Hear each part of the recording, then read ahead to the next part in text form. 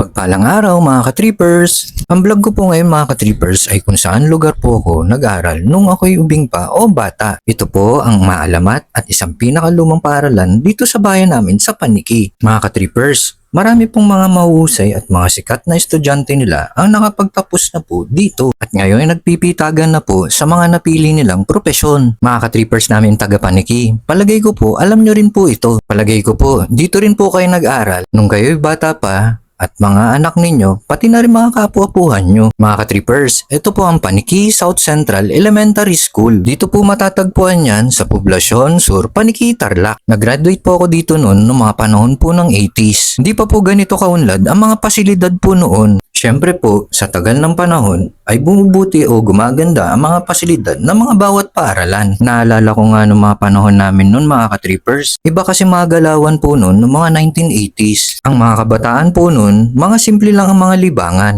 Pagpasok po namin ng umaga, pag wala pang mga guro o teacher namin noon, naghahabulan kami sa mga pasilyo noon at nag-aasaran. Pag nagkapikunan na at nagkabadtripan, doon na kami magbabatuhan ng nilamukos na papel. Tapos po pag naboring kami, magbabasketball kami, gagayahin namin si Jaworski na idol namin noon na number 7 ang uniforme. Mga ka-trippers, ang ring po namin noon ay pintuan ng classroom namin at ang bolang gamit namin noon ay tennis ball. Marami kaming magagandang alaala nung nag-aaral kami dito at ngayon po ay dala ko sa akin pagtanda. Maraming mababait at magagaling na guro ang naging inspirasyon po namin at kadalasan kinakatakutan dahil sa pagiging estrikto. Yun mga ka-trippers ay may magandang naidulot sa mga pupils po nila na katulad ko. At hanggang sa ngayon po ay naalala pa rin po namin mga ka-trippers, may mga ilan maestra o guro o teacher ang mga naalala ko po. Nandyan na po mga ka-trippers si Ma'am Lopez, Ma'am Almonte, Ma'am Cardenas, Ma'am Pontanilla, Sir Tabian, Ma'am Martinez, Ma'am Salindong at marami pa pong iba. Mga sir at ma'am, pasensya na po, maikli lang po kasi yung vlog ko para mabanggit ko po kayong lahat. Nung nag-aaral ako dito mga ka-trippers ay hindi pa po ganito nun. Ngayon kasi mga ka-trippers ay modernized na ang building at pasilidad. Kasi nun mga ka-trippers ng panahon namin ay puro kahoy at parang bahay ng Kastila ang unang building. Madami pa pong puno nun at madami rin puno ng mangga na kung wala po kaming baon nun